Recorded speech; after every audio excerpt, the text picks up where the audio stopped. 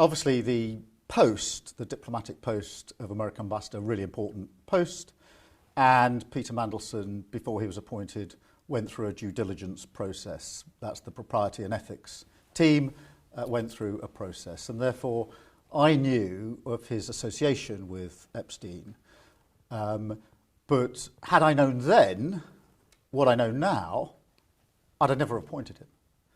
Because what emerged last week were emails, Bloomberg emails, which showed that the nature and extent of the relationship that Peter Mandelson had with Epstein was far different to what I had understood to be the position when I appointed him. On top of that, what the email showed was he was not only questioning, but wanting to challenge the conviction of Epstein at the time. That, for me, went and cut across the whole approach that I've taken on violence against women and girls for many years, and this government's approach. On top of that, what emerged last week, on Wednesday evening late, were Peter Mandelson's responses to questions that have been put to him by government officials. I looked at those responses and I did not find them at all satisfying.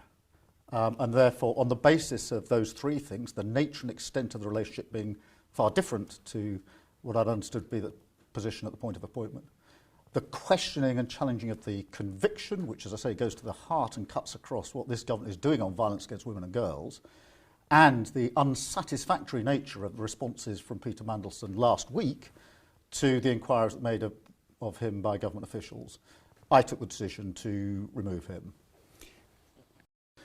It was only on Wednesday early evening that I knew the contents of the Bloomberg emails. It was only very late on Wednesday when Peter Mandelson replied to the questions that had been put to him by government officials. And it was on that basis that I took my decision that he should be removed. What I knew before PM Qs was that there had been media inquiries. I didn't know the content of the Bloomberg emails. And I knew that questions had been put to Peter that he had not yet answered. And he hadn't answered them by the time it got to PM Qs. There is, of course, a time lag in America, but I knew that there are questions that have been put to him, but I didn't know what answers he was going to give to those questions. That came later on Wednesday. And that's why, at that point, I gave the answer I did at PM Qs, and that's the extent of what I knew at the time.